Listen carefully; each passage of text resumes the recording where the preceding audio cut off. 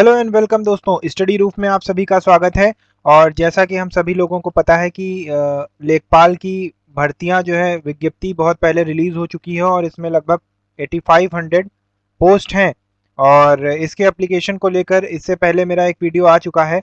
और अगर हम लोग बात करें तो इसमें पोस्ट कितनी है, लगभग पोस्ट 8500 है। और कौन एलिजिबल हैं? जिन लोगों ने पीईटी का एग्ज़ाम दिया है वही लोग इसमें एलिजिबल हैं, इस एग्ज़ाम को दे सकते हैं। एक बहुत अच्छी अपॉर्चुनिटी हम लोगों के लिए ये निकल कर सामने आ रही है। और अगर इसके पैटर्न की बात करें, इसके पैटर्न की सबसे पहले तो पोस्ट देखिए बहुत ज़्यादा है, इसमें हमारे सिलेक्शन के बहुत ज़्यादा चांसेस बनते हैं।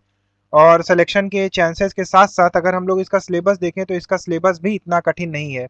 सामान्य हिंदी के 25 क्वेश्चन आएंगे। और मैथ्स की अगर बात करें तो मैथ्स की 25 क्वेश्चन आएंगे। और सामान्य ज्ञान की बात करें तो सामान्य ज्ञान के 25 क्वेश्चन आएंगे। और ग्राम समाज एवं विकास की बात करें तो उसके भी 25 क्वेश्चन आएंगे। और टोटल टाइम इसका 2 घंटे का होगा। और एक बहुत महत्वपूर्ण बात वो है, इसमें नेगेटिव मार्किंग है, -1/4। यानी एक तरीके से देखा जाए तो जो हमारा पेट का पैटर्न था उसी पैटर्न पर ये किया जा रहा है। अच्छा, इसमें देखिए कि जो ग्राम समाज वाला ये जो टॉपिक है ये हमें अक्सर कहीं पर नहीं मिलता है, तो यहाँ पर हम अपने चैनल पर आपको ग्राम समाज एवं विकास के जितने भी टॉपिक हैं, जैसे ग्राम विकास भारतीय संदर्भ में, ग्राम विकास कार्यक्रम, ग्राम विकास योजनाएं, इसका सिलेबस देख लेते हैं एक बार। प्रबंधन, ग्राम विकास शोध प्रणालियां, ग्रामीण स्वास्थ्य योजनाएं, ग्रामीण सामाजिक विकास, ग्राम विकास, भूमि सुधार, त्रिस्तरीय पंचायत राज व्यवस्था, केंद्र व सरकार राज्य सरकार की ग्राम विकास से संबंधित योजनाएं, हम लोग सारे चैप्टर वाइज एक एक चीज कवर करेंगे। एवरीथिंग हम लोग इसमें कवर करेंगे और वो भी क्वेश्चंस के साथ। मतलब इसमें हम लोग क्वेश्चंस को भी प्रैक्टिस करते हुए चलेंगे। जैसे पहली यूनिट हम लोगों का पहला चैप्टर खत्म हो जाएगा, उसके बाद हम लोग उसके क्वेश्चंस को प्रैक्टिस करेंगे और हम लोग एक एक टॉपिक इसमें देखेंगे। कंप्लीट क्लास आपकी शुरू हो चुकी है, कंप्लीट क्लास, और वो भी फ्री ऑफ कॉस्ट है, फ्री ऑफ कॉस्ट। ठीक है, फ्री ऑफ कॉस्ट है, कहीं नहीं, कुछ भी नहीं जाएगा। हमारे ग्रुप में इसकी पीडीएफ आपको दे दी जाएगी, जो भी पीडीएफ होगी। और इसमें सामान्य ज्ञान और ग्राम समाज की क्लासेस मैं लूंगा और इसकी क्लासेस चलेंगी। और सामान्य हिंदी की क्लासेस और गणित की क्लासेस आपकी जल्दी चालू कर दी जाएंगी। तो एक एक क्लासेस हम लोग बढ़ते जाएंगे और ये हमारा टारगेट रहेगा कि एग्जाम से पहले सारा सिलेबस करवाकर और मॉक टेस्ट अरेंज किए जाएं, जिससे कि हम लोग इसमें सिलेक्शन लेने के लिए आपको प्रतिबद्ध कर सकें। एक सीट तो कम से कम आपको लेनी ही है। तो आज देखिए, आज हम लोग क्या क्या पढ़ेंगे इसमें। अगर आज हम लोग देखें तो आज हमारा ये चैप्टर 1 है ग्रामीण विकास का, जो कि भारतीय परिप्रेक्ष्य में हम लोग देखेंगे इसको। ठीक है, भारतीय संदर्भ में देखेंगे हम लोग, भारतीय संदर्भ में इसको देखेंगे। और इसमें क्या क्या टॉपिक हम लोग पढ़ेंगे, ये हमारा चैप्टर 1 है और इसको हम लोग इंडियन पर्सपेक्टिव से पढ़ेंगे, यानी भारतीय संदर्भ में पढ़ेंगे। और इस टॉपिक में हम लोग क्या क्या देखेंगे, तो देखिए, सबसे पहले परिचय, फिर हम लोग देखेंगे समाज की अवधारणा क्या होती है, फिर समुदाय किन्हें कहते हैं, फिर ग्रामीण विकास परिवर्तन एवं समस्याएं, फिर समिति किसे कहते हैं, संस्था किसे कहते हैं, संगठन किसे कहते हैं। और उसके बाद हम लोग देखेंगे कि सामाजिक संरचना की अवधारणा कैसे होती है और सामाजिक संरचना के विविध स्वरूप एवं प्रकार को देखेंगे। उसके बाद हम लोग देखेंगे नगर या नगरीय क्षेत्र। और उसके बाद हम लोग देखेंगे सामाजिक परिवर्तन, फिर ग्राम समाज में संस्कृताइजेशन यानी संस्कृतिकरण, पश्चिमीकरण यानी वेस्टर्नाइजेशन, और आधुनिकरण यानी मॉडर्नाइजेशन। इन सारी चीज़ों को हम लोग देखेंगे और इसमें हमारे लगभग 5 वीडियोस आएंगे इन सब को लेकर चैप्टर 1 पर। और हम लोग एक एक चीज़, और उसके बाद हम लोग क्वेश्चंस को डिस्कस करेंगे। ठीक है, तो आइए शुरू करते हैं। सबसे पहले परिचय से शुरू करते हैं।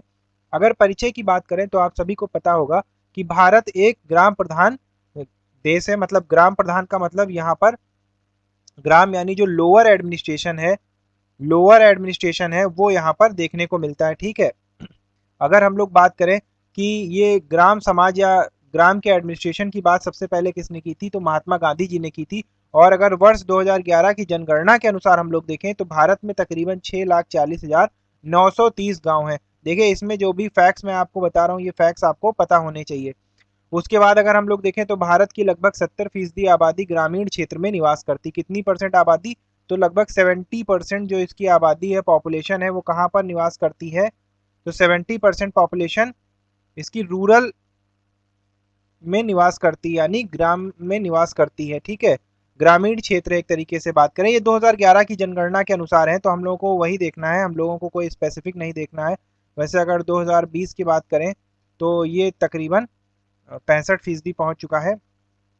उसके बाद आगे हम लोग देखते हैं कि उत्तर प्रदेश सरकार का ग्राम विकास विभाग जो है, यानी ग्राम विकास विभाग का मतलब क्या हो गया, rural development department. Rural development department जो है, यह ग्रामीण अर्थव्यवस्था को सुदृढ़ एवं सशक्त बनाने हेतु विभिन्न केंद्रीय यानी सेंट्रल और प्रोविंशियल लेवल पर काम कर रहा है। उसके बाद अगर हम लोग बात करें कि उत्तर प्रदेश, देखिए यहाँ पर उत्तर प्रदेश हाउसिंग काउंसिल की स्थापना कब की गई थी, मोस्ट इंपॉर्टेंट है। तो ये 1983 में की गई थी, 1983 में की गई थी। ये देखिए अभी परिचय है, हम लोग बस देख रहे हैं कौन कौन सी संस्था है। तो उत्तर प्रदेश हाउसिंग काउंसिल की स्थापना कब की गई थी, वो 1983 में की गई थी। और उसके बाद ग्रामीण समाज को खेतिहार समाज भी कहते हैं। क्यों खेतिहार समाज भी कहते हैं, क्योंकि यहाँ पर जो भी ज्यादातर लोग हैं वो खेत से या कृषि से संबंधित कार्य करते हैं, इसीलिए इन्हें खेतिहर समाज भी कहा जाता है। ठीक है। उसके बाद अगर हम लोग देखें तो ग्राम शब्द का उल्लेख, तो देखिए सबसे पहले जो ग्राम शब्द का उल्लेख है वो हमें कहाँ मिलता है, वो हमें ऋग्वेद में मिलता है। और ऋग्वेद जो थी वो एक ग्रामीण सभ्यता थी, वो एक ग्रामीण सभ्यता थी। और कैसी थी, जो कि पशुपालन और प्लस कृषि पर निर्भर थी। तो अगर ग्राम शब्द की बात करें तो ग्राम शब्द हमें सबसे पहले ऋग्वेद में देखने को मिलता था। और इसका जो प्रमुख होता था, प्रमुख, ग्राम के प्रमुख को क्या कहते थे ऋग्वेद में, उसको हम लोग ग्रामीणी कहते थे। ठीक है, उसको हम लोग ग्रामीणी कहते थे। उसके बाद अगर हम लोग देखें तो ग्राम को एक सामाजिक इकाई भी माना जाता है, मीन्स एक सोशल यूनिट भी माना जाता है। अगर हम लोग बात करें तो एक ग्राम जो होता है, मतलब एक गांव जो होता है, इसको गांव कह सकते हैं। तो एक गांव को एक सोशल यूनिट माना जाता है, क्योंकि प्रत्येक गांव की सामाजिक परिस्थिति भिन्न भिन्न होती है, अलग अलग होती है। उसके बाद अगर आगे हम लोग देखें तो एक शख्स थे जिन्होंने इस फील्ड में अध्ययन किया था और रिसर्च किया था, जिनका नाम था रॉबर्ट रेडफील्ड। इन्होंने ग्रामीण समुदाय को लघु समुदाय की भी एक संज्ञा दी है, या मार्जिनलाइज्ड कम्युनिटी कहा है।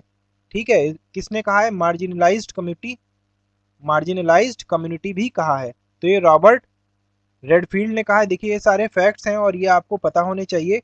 और उसके बाद जो लोग हमारे चैनल पर नए हैं वो हमारे चैनल को सब्सक्राइब कर लें, ताकि ऐसे ही उनको लेटेस्ट वीडियोस और जो भी कंटेंट है फ्री में अवेलेबल होता रहे। उसके बाद हम लोग देखें ग्राम और ग्रामीण समाज कितने प्रकार के होते हैं। देखिए मुख्यतः 4 प्रकार के होते हैं, 4 प्रकार के होते हैं, जिसमें अगर सबसे पहले बात करें तो कृषि कार्य वाले ग्राम होते हैं, फिर गैर कृषि कार्य वाले ग्राम होते हैं, फिर उपनगरीय होते हैं जिनको सबर्ब कहते हैं, और फिर इंडस्ट्रियल विलेज होते हैं। ठीक है, तो गैर कृषि कार्य वाले ग्राम कौन से होते हैं, इसमें प्रमुख रूप से देखिए, इसमें प्रमुखता क्या होती है, कृषि व्यवसाय होता है।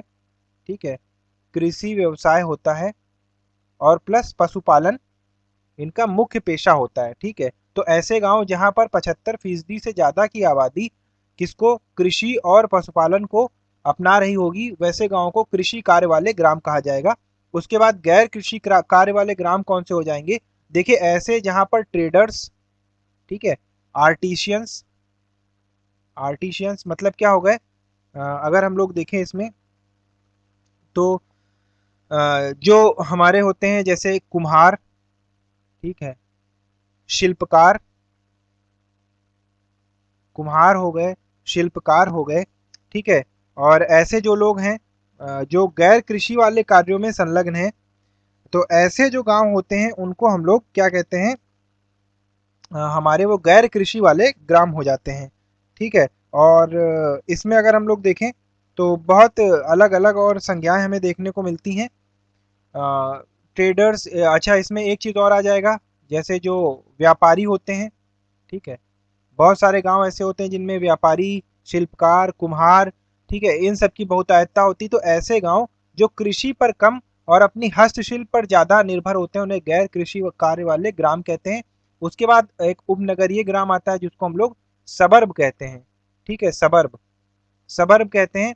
ये ज्यादातर क्या होता है, ये किसी मुख्य मुख्य शहर से जुड़े गांव होते हैं, मुख्य शहर से जुड़े गांव होते हैं। ठीक है, मुख्य शहर से जुड़े गांव होते हैं। तो ऐसे गांव जो मुख्य शहर से जुड़े होते हैं, तो इनमें आधुनिकता जल्दी आती है, इनमें आधुनिकता जल्दी आती है। ठीक है, इनमें आधुनिकता जल्दी आती है। तो ऐसे गांवों को उपनगरीय ग्राम कहेंगे, जो किसी न किसी मुख्य नगर से जुड़े हुए हैं।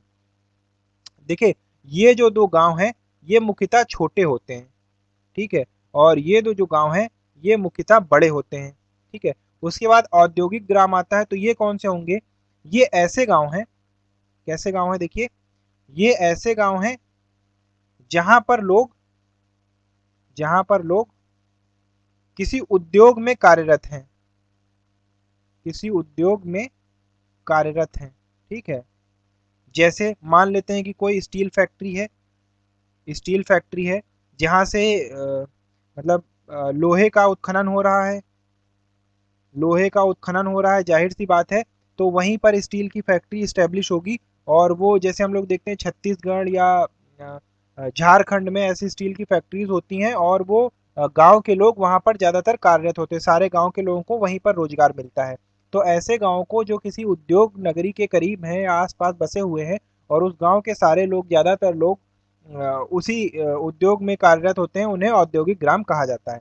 तो ये हमारे हो गए ग्राम और ग्रामीण समाज के प्रकार। अब आगे हम लोग चलते हैं और देखते हैं।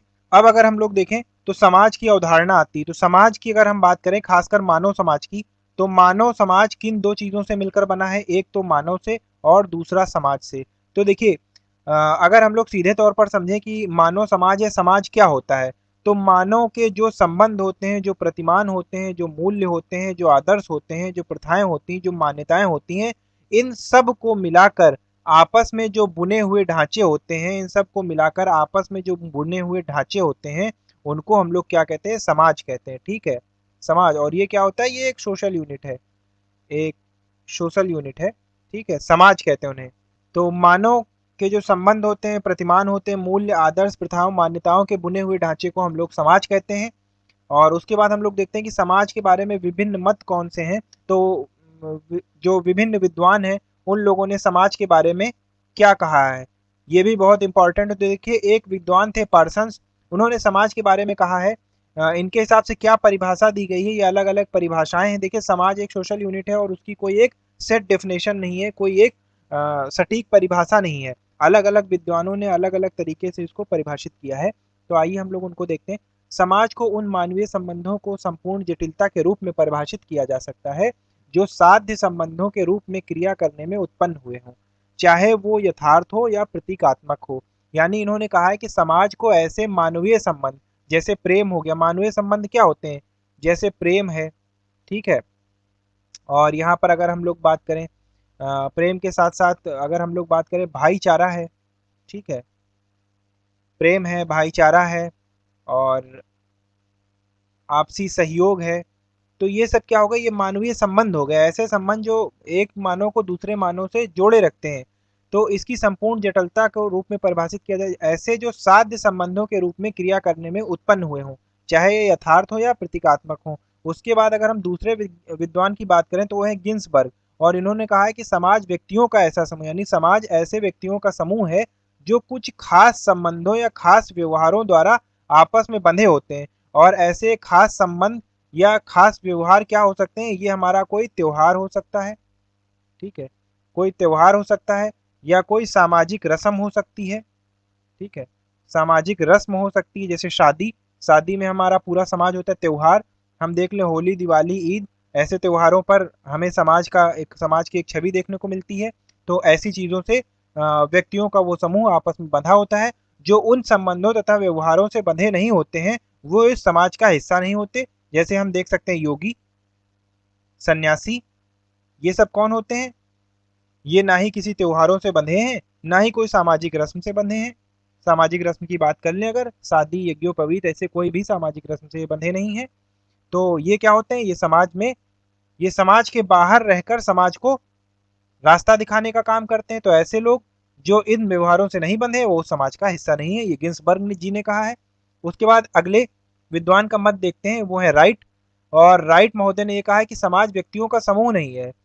वो जो है गिल्सबर्ग के इस मत से भिन्नता रखते हैं कि समाज व्यक्तियों का समूह है। उन्होंने कहा यह संबंधों की प्रणाली है जिसका व्यक्तियों के समूह के बीच अस्तित्व होता है। उसके बाद अगर हम मैकेवर महोदय को देखें, तो मैकोर महोदय ने कहा समाज रीतियों एवं कार्य प्रणालियों की अधिकार सत्ता है एवं पारस्परिक सहायता की अनेक समूहों तथा श्रेणियों की मानव व्यवहार के नियंत्रणों तथा स्वतंत्रताओं की एक व्यवस्था है। इसे सदैव परिवर्तनशील, ठीक है, समाज हमेशा परिवर्तनशील जटिल व्यवस्था को हम समाज कहते हैं। यानी ऐसी परिवर्तनशील श्रेणियों और समूह जिनमें अधिकार, सत्ता और पारस्परिक सहायता है, ऐसे परिवर्तनशील और जटिल व्यवस्था को हम समाज कहते हैं, ये इनका कहना है। ठीक है, उसके बाद अगर हम लोग बात करें तो ये तो हमारे हो गए विभिन्न मत। और उसके बाद एक अगर हम देखें तो हमारे एक विद्वान हैं जिनका नाम है के डेविस। और के डेविस ने क्या कहा है, एक विद्वान है हमारे जिनका नाम है के डेविस, और ये मोस्ट इंपॉर्टेंट है। इन्होंने क्या कहा है, इन्होंने समाज के निर्माण के लिए, मतलब एक समाज का निर्माण कैसे होगा, तो इन्होंने समाज के निर्माण के लिए